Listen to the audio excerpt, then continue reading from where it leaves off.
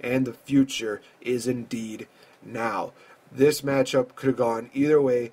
In the end, we saw Finn Balor taking down Adrian Neville with the coup de grace, followed up with his vertical DDT maneuver, Bloody Sunday, I believe it is, and pinning Adrian Neville 1-2-3 in the middle of the ring. Adrian Neville and Finn Balor share a show of respect with a handshake. Neville raised the hand of Finn and indicating to him, hey, this is your guy. He is going to definitely bring you something that you are not going to want to forget.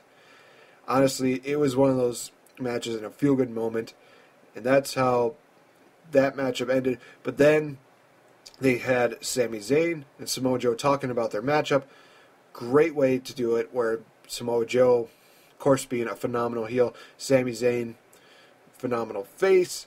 Both of these guys, I am looking forward to seeing how this matchup goes down at NXT next week. Definitely do not want to miss out on it, guys. If you get a chance to, check out more NXT shows on the WWE Network. Unfortunately, yes, I'm not sponsored by the WWE Network, but I could still say the network is indeed a great place to find wrestling. Even if you don't like the things that are going on with Monday Night Raw, SmackDown, or Main Event, or Superstars, or whatever, check out the WWE Network because they have such great original programming. And even the shows like Edge and Christian's, show that totally reeks of awesomeness. Great show. Episode 2 was this past Monday.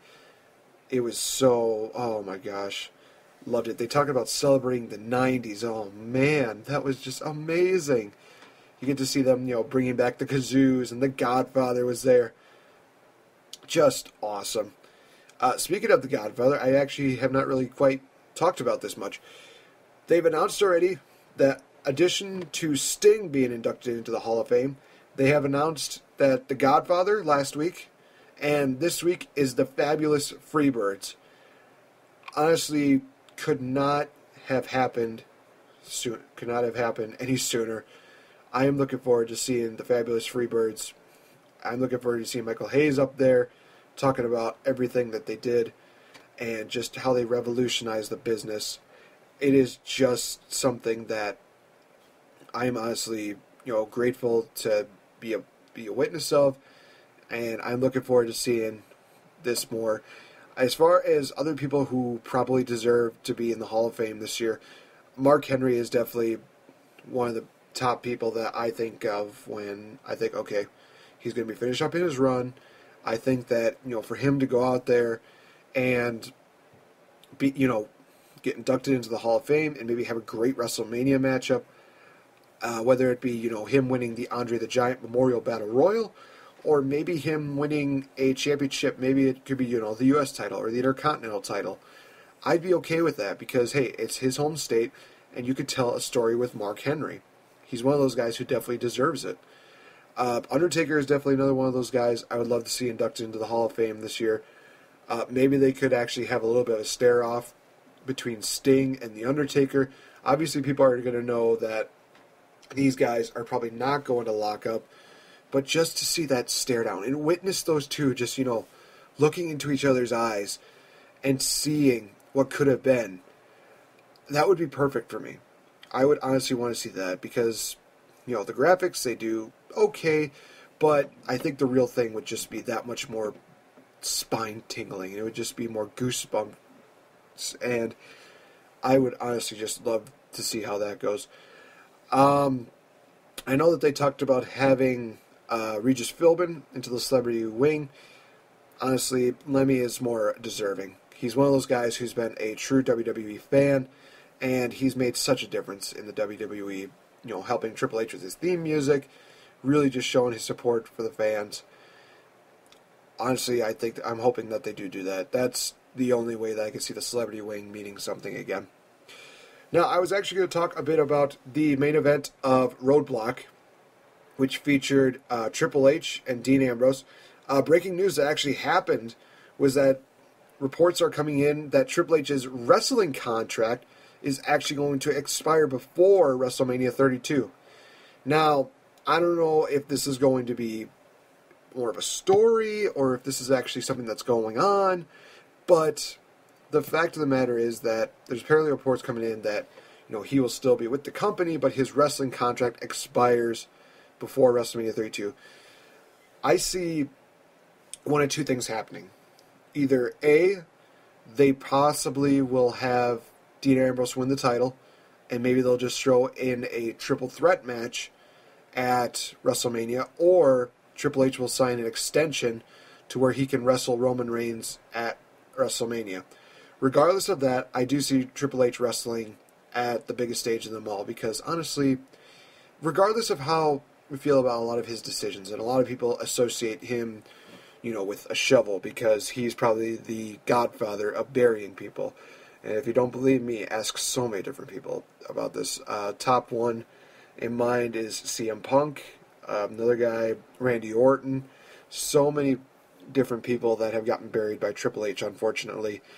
But I will say that Triple H has done a great job of creating stars, whether it be Batista, Orton, John Cena. He's done great things for Daniel Bryan. Honestly, you cannot deny that he has indeed been one of those guys who has made a difference in the WWE, and he has created so many great moments, whether he was a part of DX, whether he was a part of the corporation, whether he's done things as a singles competitor with, Stephanie and Vince and Evolution, doing all of these great things.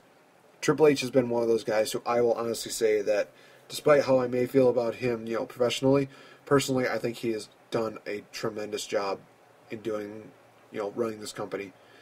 And, when Vince McMahon retires, I would definitely feel more than confident that Triple H is going to be one of those guys who gives the fans not only what they want, but give them something more. Because you look at NXT, regardless how so many people might feel about it, some people have actually said negative things about NXT. I know it's blasphemy. But honestly, despite the ups and downs, there has been more talk and more hoopla about NXT than so many other promotions. I mean, a lot of people can disagree with that. They could say, New Japan is getting more hoopla, or Ring of Honor is getting more hoopla, or TNA is even getting more hoopla. It is one of those things where NXT has definitely made a mark on the world of professional wrestling, and people can look back and say, I remember when we had NXT and we had wrestling, it was a supplemental brand, it was almost an independent brand, but at the same time, it was a company that everybody enjoyed. You got the Finn Balor, Samoa Joe, Kevin Owens, Sami Zayn, Adrian Neville, The Ascension, Lucha Dragons, Vaudevillains, Enzo and Cass. You look at everything that they've produced, and it has been golden. And they've actually done so much more for the Divas division, or the women's wrestling division. Because honestly, the women's wrestling division on the main roster, it's just doing so poorly right now.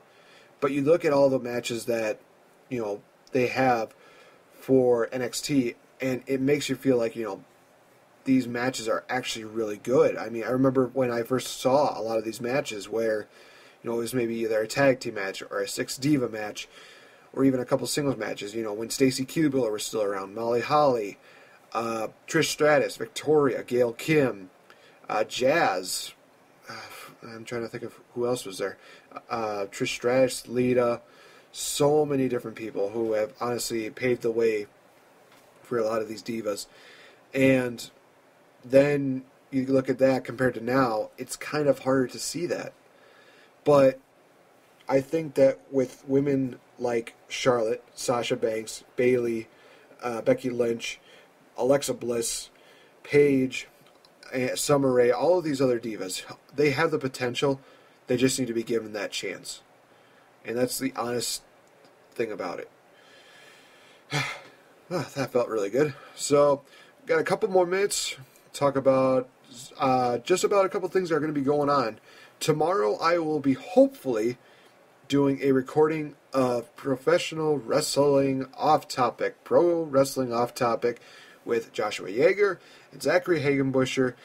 I'm looking forward to that because honestly, I got some choice words to talk about my nemesis, the wrestling guru, as he likes to call himself, Mr. Zachary Hagenbusher. I will do a show on Saturday talking about the top rivalries that I believe really stand out in the years 2000 to 2015. 4 different rivalries, guys. You definitely do not want to miss out on the Saturday show. Also, on Sunday, I will have Smart Money's Chris Lockman and AJ Jensen.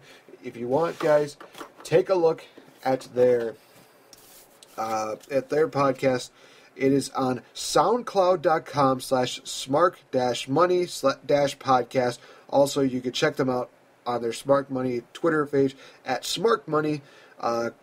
Chris Lockman's at Clock7, Clock spelled with a K, and AJ Jensen at Jens81. So definitely take a look at those guys. They are really just awesome, and be sure to tune in this Sunday for that show.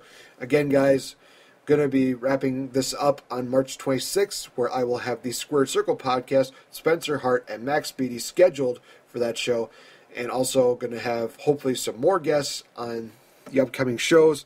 I've already got some other people in talks, so it is going to be interesting to see who appears on the show. You might be surprised to see what I can come up with, especially when it comes to this final month, guys. Thank you so much for listening in.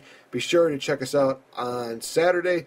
And as always, remember, there are more positives than negatives. And be sure to find those positives and appreciate those. Thank you guys so much. Have a great Thursday, and I will talk to you guys on Saturday.